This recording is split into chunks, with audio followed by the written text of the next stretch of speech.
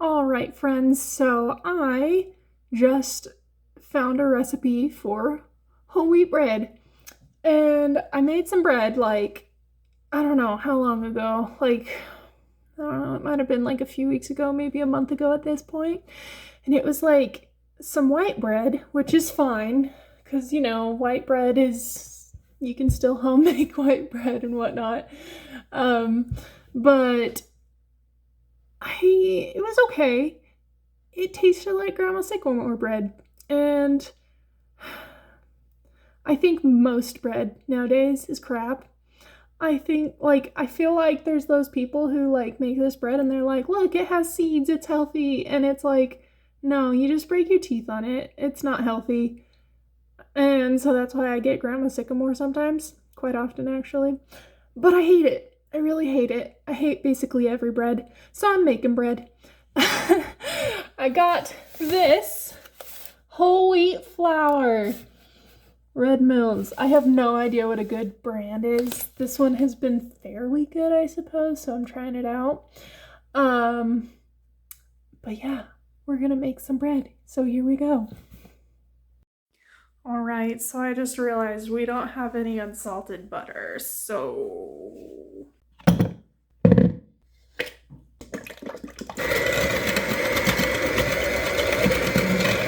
2 hours later.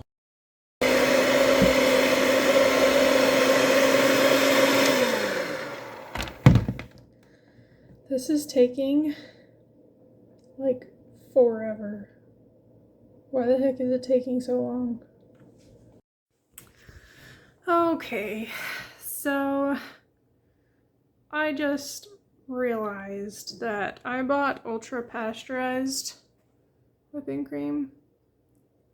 I don't know if you can see that. Yeah, I don't know if you can see that, whatever. I bought ultra pasteurized heavy whipping cream, and like after it sat for a little bit, it kind of started making like some buttermilk. But like it was after it sat for a little bit.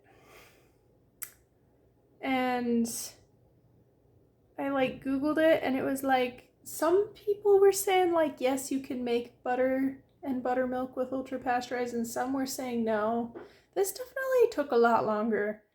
And like bleh. It has like such a weird texture too, like compared to normal stuff, because like look at this. This is me like trying to squeeze it and it's like straight up like diarrhea butter. Like you kind of barely at the end get something, but you like squish the whole rest of it out. Like, what the heck? What heck? Ugh. I like don't trust this. I made that. That's like basically butter, right? I think that it's better to just like I don't know what to do, guys.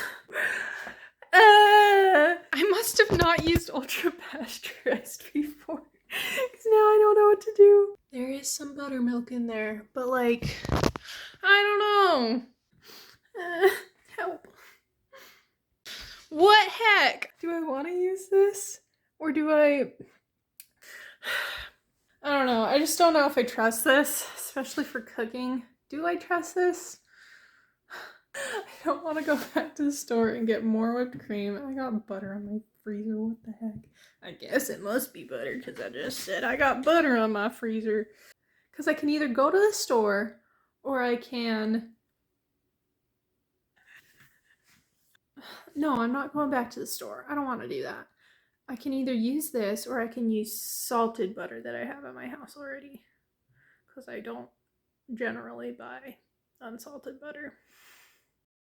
Okay, friends, so here's the thing. I need lunch, so here it is. No judgment that it is on Grandma Sycamore white bread,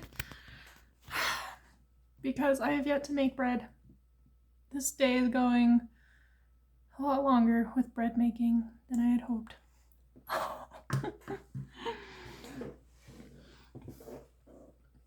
I'm actually genuinely a little bit sad about how this is not my bread, because I got all these other fixins, grapes and, you know, chicken and stuff to make this like chicken salad sandwich. And I went to get croissants at the store the other day, and they did not have any. And I was really sad. And I think that Grandma Sycamore white bread is not sufficient for this kind of sandwich. Hence why I'm making nice homemade wheat bread. But we don't have that right now. That's all. Okay, so that is actually not all. I was having some interesting thoughts while I was deboning my rotisserie chicken. So, my husband, his thing that he likes to do is he likes to make broth out of everything that he can. So I was sitting there deboning this rotisserie chicken, and I pulled out the wishbone, and I just kind of put it aside, and I was like, whatever, we got a wishbone, we can make wishes later. And then I realized, I just had the thought, like, you could make broth out of a wishbone, but what if you made broth out of a wishbone and then you had wishing soup? I'm sorry, these are just the thoughts I have when I debone a rotisserie chicken to make my lunch. I don't know how that would be. The end. Okay, what a disappointing way to start bread making, by being extra and feeling like I have to make my unsalted butter myself. I thought I was going to have bread by now. But my husband decided to take me away for more food, and then we got a car wash, and just so many things. So I started at 11. It's now like 4. And we're just now starting bread for reals. Hopefully. Okay, so I am back from my adventures. Before I left, I pre-measured many ingredients. So I have my water in here. I have my milk in here. I have warmed up both of them to approximately 105 or so degrees. And now I am making stuff. So here we go. Alright, so water, milk. This is 1/4 cup of honey.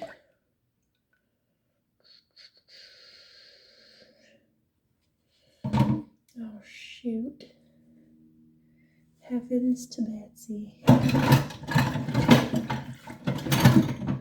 Okay, wait a second. How do I do this so that I don't make a mess? Oh, that's pretty good. Okay. Rubber spatula. Get that honey out of there. And last but not least, 2 1/4 teaspoon of active dry yeast. So here we go. How do? Okay, we're doing this. Yeast. And you just spoon.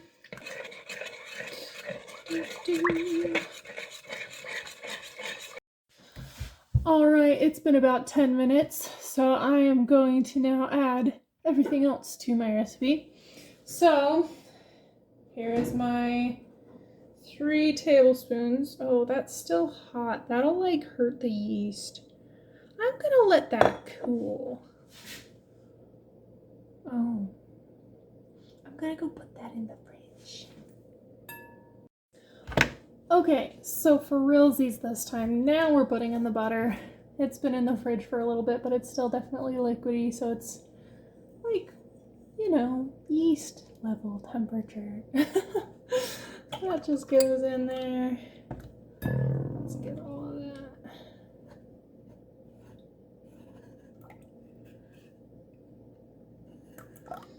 Butter.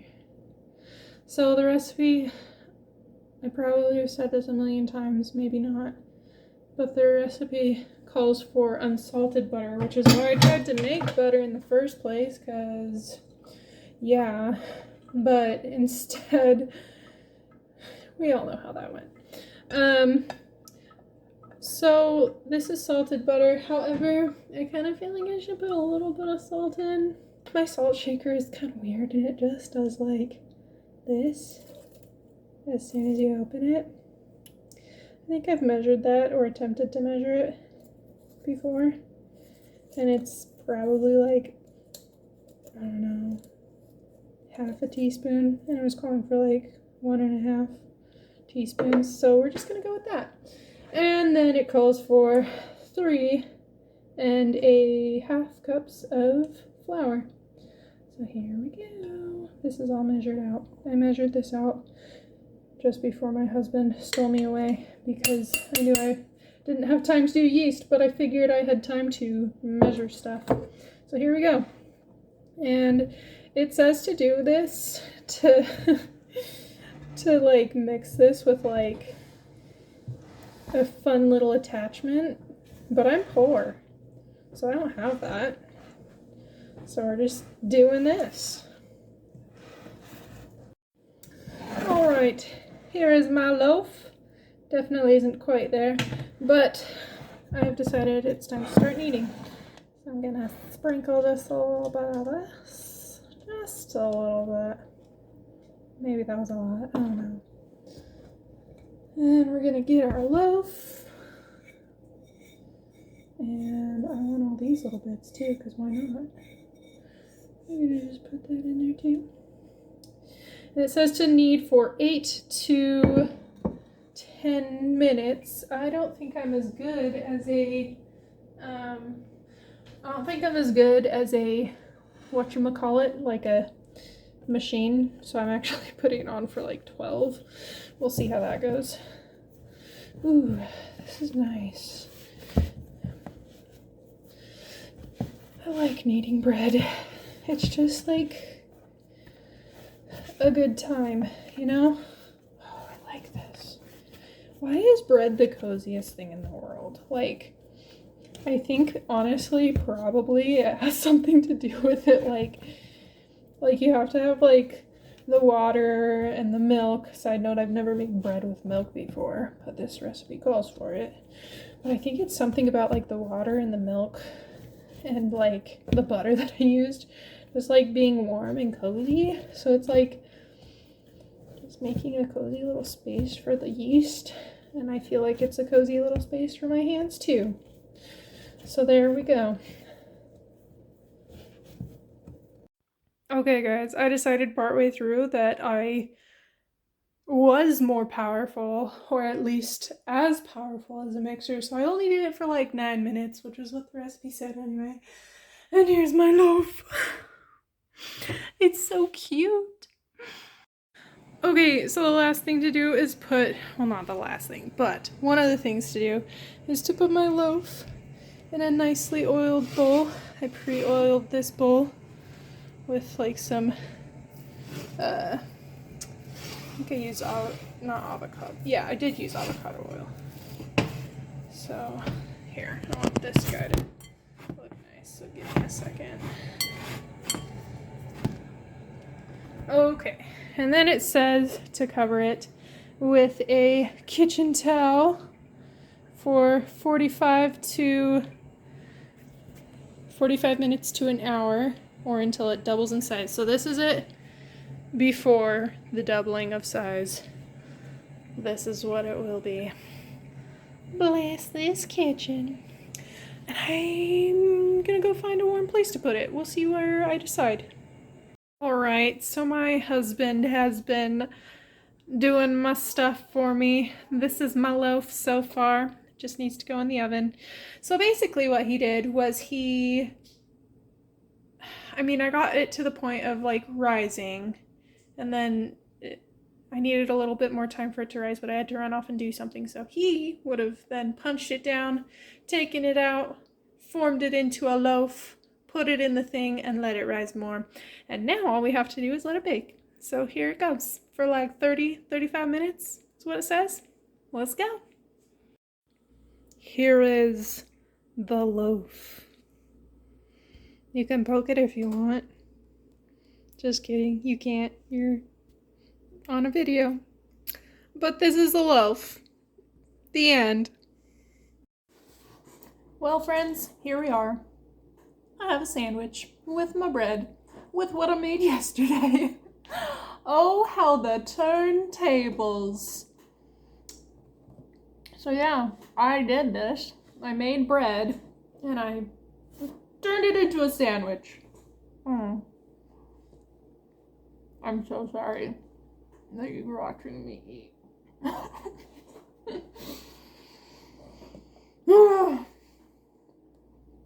But yeah, here I am, eating a sandwich, and this is great.